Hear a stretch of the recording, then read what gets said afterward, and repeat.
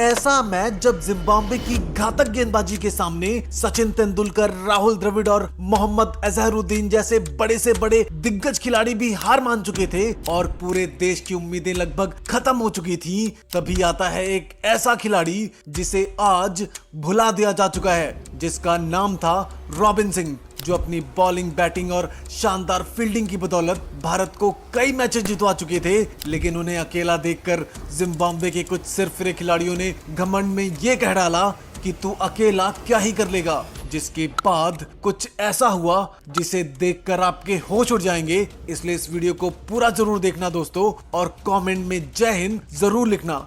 27 जनवरी 1997 south Africa का एक ऐतिहासिक मैदान, जहां भारत बनाम जिम्बाब्वे के ऐतिहासिक मुकाबले के लिए महफिल सज चुकी थी। उस दौर में जिम्बाब्वे की टीम भी ऑस्ट्रेलिया से कम नहीं हुआ करती थी, और एक तरफ जहां कप्तान सचिन तेंदुलकर थे, तो वहीं दूसरी तरफ थे जिम्बाब्वे के अनुभवी कप्तान एलिस्टर कैम्पबेल। दोनों के बीच टॉस होता है और जिम्बाब्वे के कप्तान एलिस्टर कैम्पबेल टॉस जीतकर पहले बैटिंग करने का डिसीजन लेते हैं। भारत की टीम में जहां सचिन तेंदुलकर, राहुल द्रविड़, अजय जडेजा और सौरव गांगुली जैसे बड़े मैच विनर थे, जो अकेले ही किसी भी मैच का रुख बदलने की क्षमता रखते थे, वहीं जिम्बाब्वे की तरफ से भी दिग्गजों की कोई कमी नहीं थी, जिसमें सबसे बड़ा नाम होता था दो भाइयों का। जी हाँ, एंडी फ्लावर और ग्रैंड फ्लावर, जो उस दौर में जिम्बाब्वे के सबसे महान बल्लेबाजों में से एक थे, और साथ ही था हेथ स्ट्रीक जैसा खतरनाक ऑलराउंडर।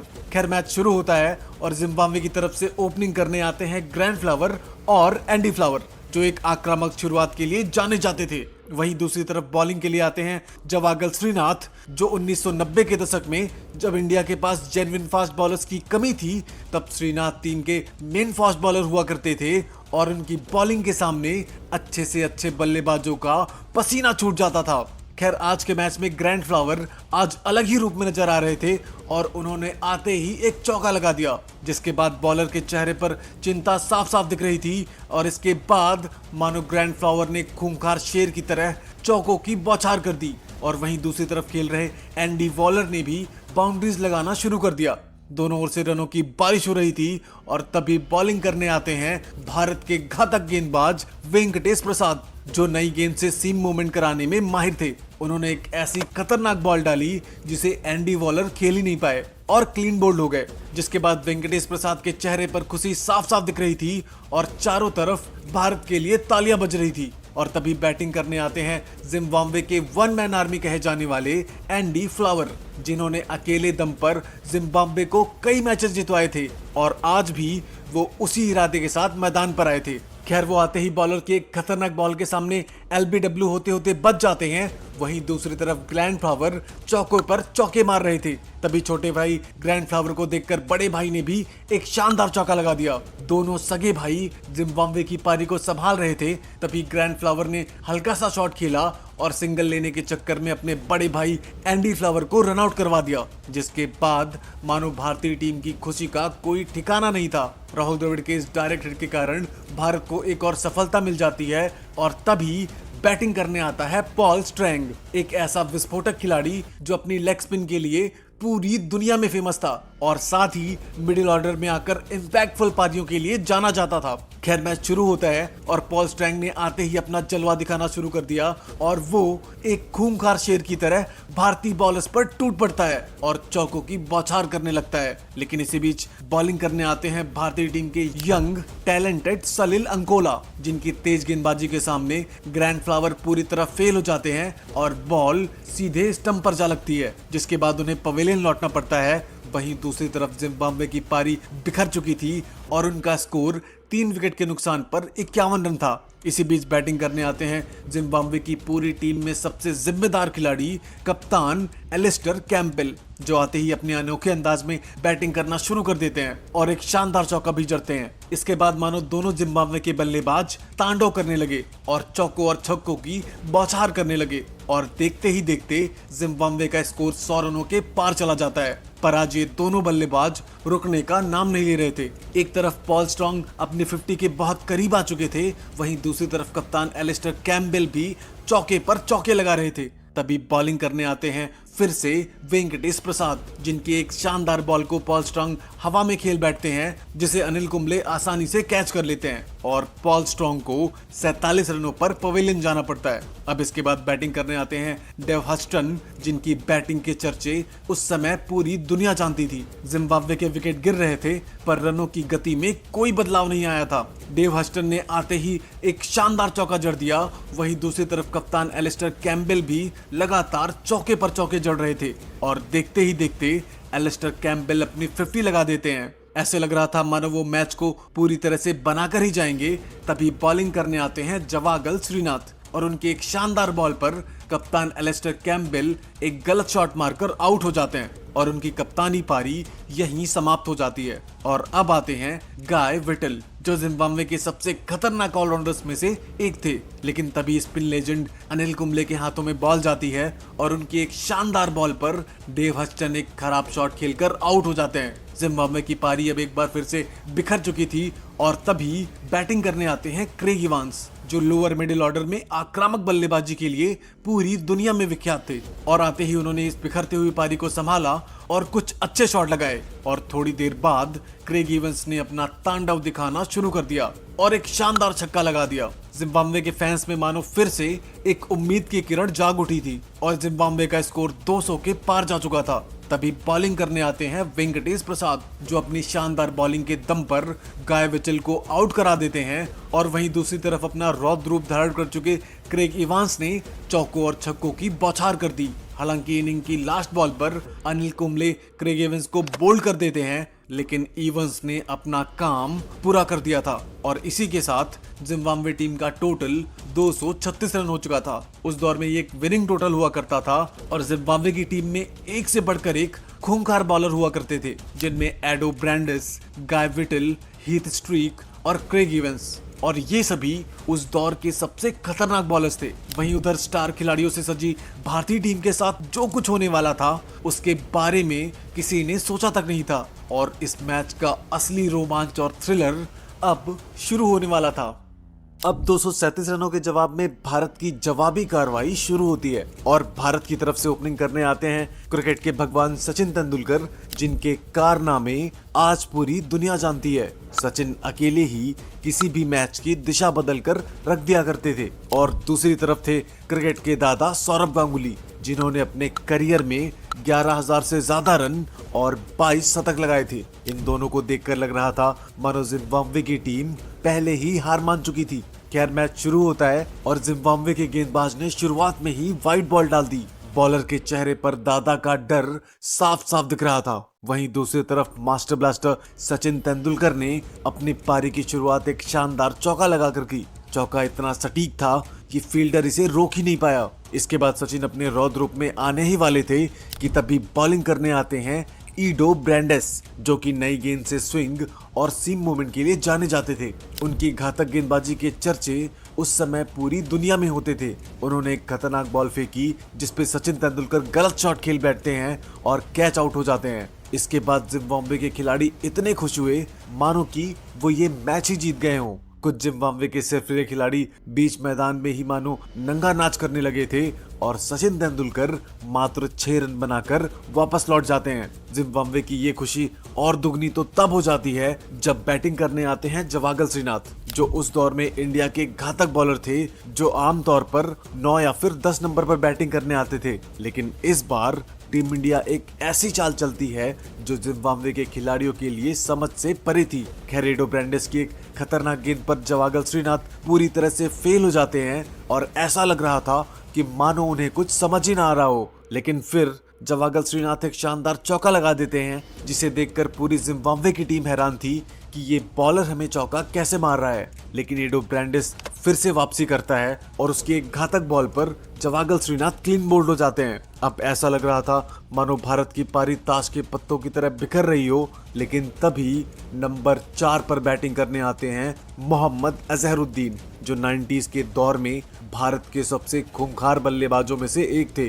वो धीरे धीरे अपनी पारी को आगे बढ़ाने लगते हैं और दूसरी तरफ सौरभ गांगुली, जो कि आज पूरे लय में दिख रहे थे, वो भी एक शानदार चौका लगाते हैं। लेकिन असली खेल तो अब शुरू होने वाला था। सौरभ गांगुली अब भूखे शेर की तरह जिम्बाब्वे के बॉलर्स पर टूट पड़े थे। खैर उसके बाद भी सौरव गांगुली रुकने का नाम नहीं ले रहे थे और वो एक और खतरनाक चौका लगा देते हैं। दादा कहे जाने वाले सौरव गांगुली का ये तांडव देखकर पूरी जिम्बाब्वे की टीम कांप उठी थी। वहीं दूसरी तरफ मोहम्मद अजहरुद्दीन भी शानदार शॉट्स लगा रहे थे।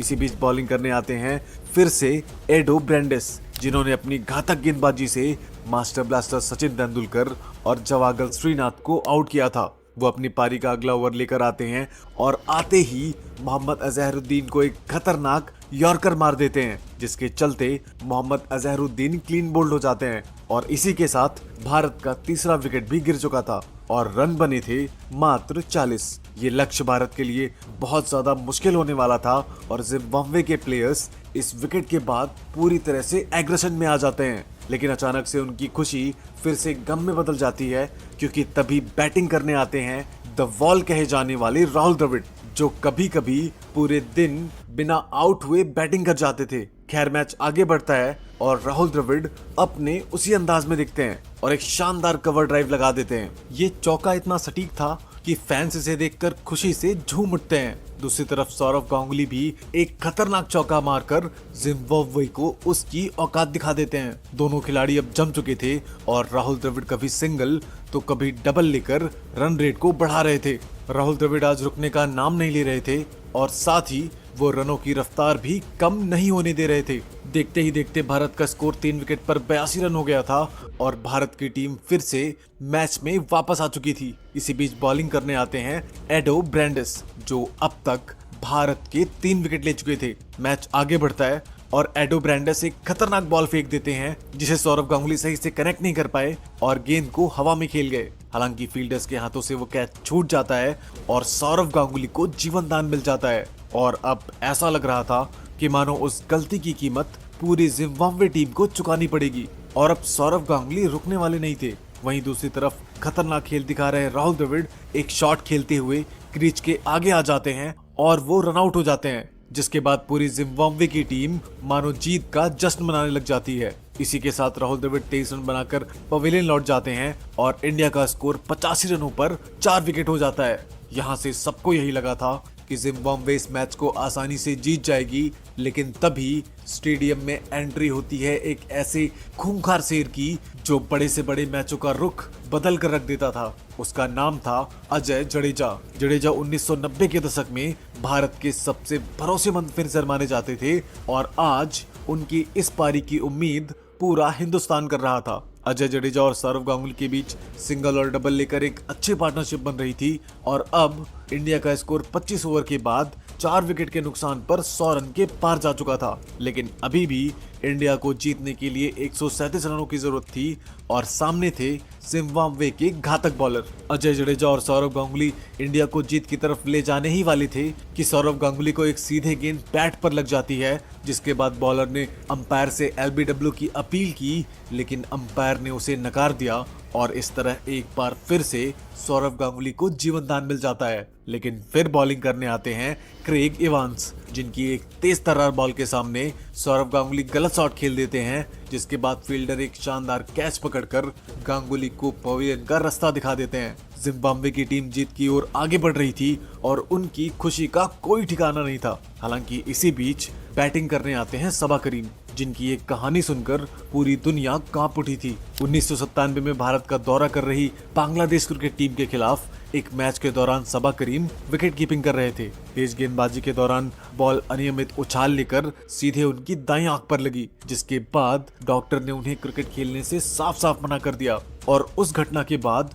उनका क्रिकेट करियर वहीं खत्म हो गया था। लेकिन उन्होंने इस छोटे से क्रिकेट करियर में बहुत सारी मैच जितवाने वाली पारियां खेली थी और आज उसी पारी का दिन था। खैर मैच शुरू होता है और सबा करीम हल्के हाथों से एक शॉट खेलते हैं और 1 रन पूरा कर लेते हैं। तभी फील्डर गलती से डायरेक्ट हिट के चक्कर में बॉल को बाउंड्री के पार फेंक देता है। सबा करीम धीरे धीरे टीम का स्कोर आगे बढ़ाते हैं और देखते ही देखते 38 रनों पर आ जाते हैं और भारत का स्कोर अब 160 रनों के पार जा चुका था। अजय जडेजा और सबा करीम की ये पार्टनरशिप टीम इंडिया को अब फिर से मैच में वापस लेकर आ रही थी और ये पार्टनरशिप अब 56 रनों की हो चुकी थी। ऐसा लग रहा था मानो ये जोड़ी मैच जीत कर ही मानेगी। तभी बॉलिंग करने आते हैं पॉल स्ट्रैंग, जिनके लेग स्पिन के चर्चे उस समय पूरी दुनिया में होते थे। और इसी बीच पॉल स्ट्रैंग एक शानदार यॉर्कर मार देते हैं जिसे सबा करीम खेल ही नहीं पाते और बॉल सीधे बॉलर के हाथों में चली जाती है और सबा करीम की ये शानदार पारी यहीं पर समाप्त हो जाती है। इसी के साथ इंडिया का स्कोर 6 विकेट के नुकसान पर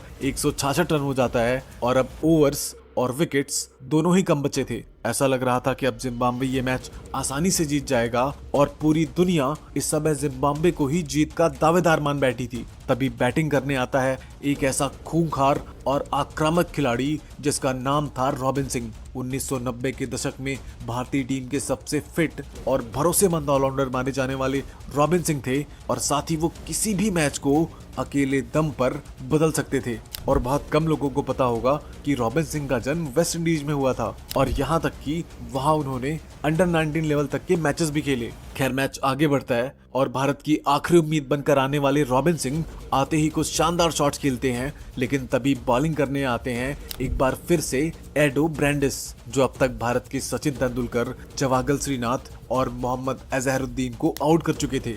और उनकी बॉलिंग के सामने आज पूरी भारतीय टीम बिखर चुकी थी। एडो ब्रांडिस आते ही अजय जडेजा को, जो कि टिक्कर बल्लेबाजी कर रहे थे, क्लीन बोल्ड कर देते हैं और अब इसके बाद मानो ऐसा लग रहा था कि भारत ये मैच गंवा चुका है और बॉलर्स का ये एग्रेशन ये साफ बता रहा था कि अब इस मैच में जिम्बाब्वे बहुत आगे निकल चुका है। वहीं दूसरी तरफ भारत के बैटिंग ऑर्डर में अब सिर्फ बॉलर्स ही बचे थे और भारत का स्कोर था 176 रन पर 7 विकेट। एक तरफ विकेट के ऊपर विकेट गिर रहे थे तो वहीं दूसरी तरफ एक मजबूत दीवार की तरह अकेले खड़े थे रॉबिन सिंह। इसी बीच जिम्बाब्वे के कुछ सिरफिरे खिलाड़ियों ने घमंड में ये तक कह डाला कि तू अकेला क्या ही कर लेगा, और जिसके बाद रॉबिन सिंह ने ऐसा तांडव किया जिसे देखकर आज भी जिम्बाब्वे टीम की रूह कांप उठती है। खैर मैच आगे बढ़ता है और भारत को जीतने के लिए सिर्फ 6 ओवर में 61 रन चाहिए थे और सभी को ये लग रहा था कि ये इम्पॉसिबल है, क्योंकि उस दौर में T20 क्रिकेट का नामो निशान नहीं था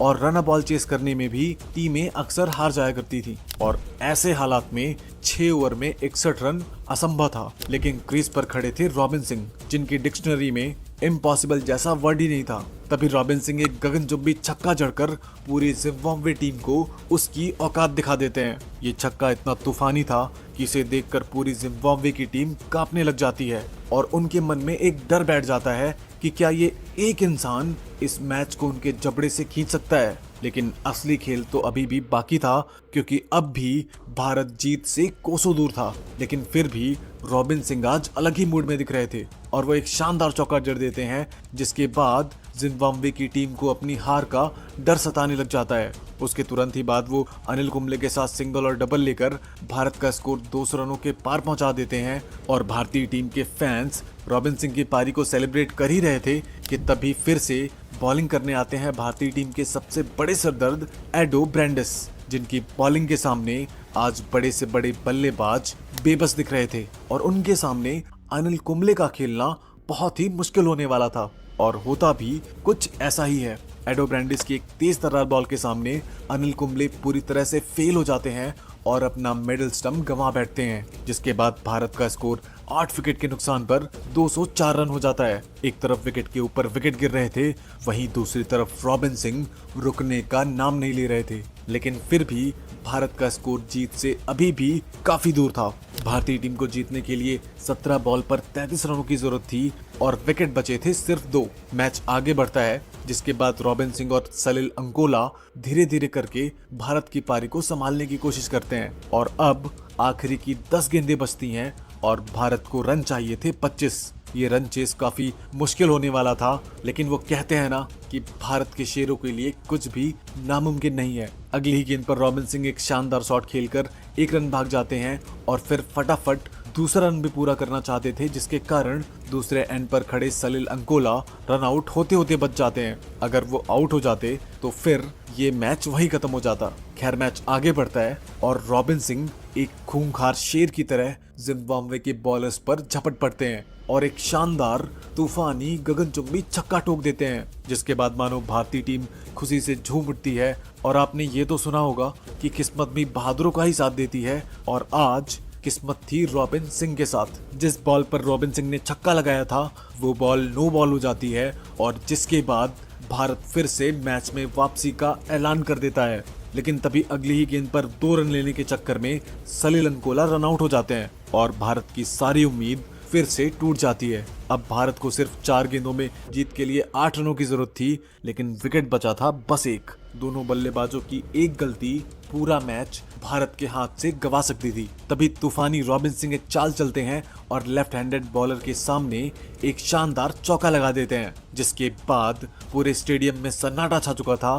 किसी को भी नहीं पता था कि ये मैच कौन जीतने वाला है। अब भारत को जीतने के लिए आखिरी बॉल पर 2 रनों की जरूरत थी और विकेट बचा था सिर्फ एक। पूरे देश की सांसें थम चुकी थी और रॉबिन सिंह के चेहरे पर यह दबाव साफ साफ दिख रहा था। वहीं दूसरी तरफ उनसे भी ज्यादा दबाव एडो ब्रांडिस के ऊपर था, जो आज पूरी भारतीय टीम को परेशान करने में जरूर कामयाब हुआ, लेकिन रॉबिन सिंह के खिलाफ वो बिल्कुल भी कामयाब नहीं हो पाया। रॉबिन सिंह जो अभी तक चौके और छक्कों की बौछार कर रहे थे, वो इस गेंद पर क्या करेंगे, ये सवाल उस समय पूरी दुनिया के मन में था। खैर मैच आगे बढ़ता है और एडो ब्रांडिस अपनी आखिरी गेंद डालते हैं जो कि वाइड हो जाती है और सीधे विकेट कीपर के पास चली जाती है, जिसे देखकर रॉबिन सिंह 1 रन भागने की कोशिश करते हैं, लेकिन फिर बॉलर के डायरेक्ट हिट के कारण रॉबिन सिंह रन आउट हो जाते हैं और ये मैच टाई हो जाता है। जिसके बाद जिम्बाब्वे के खिलाड़ी पूरे स्टेडियम में नाचने लग जाते हैं। हालांकि वो ये मान चुके थे कि किसी भी भारतीय को कमजोर समझना बेवकूफी से कम नहीं होगा। क्रिकेट में पासा कभी भी पलट सकता है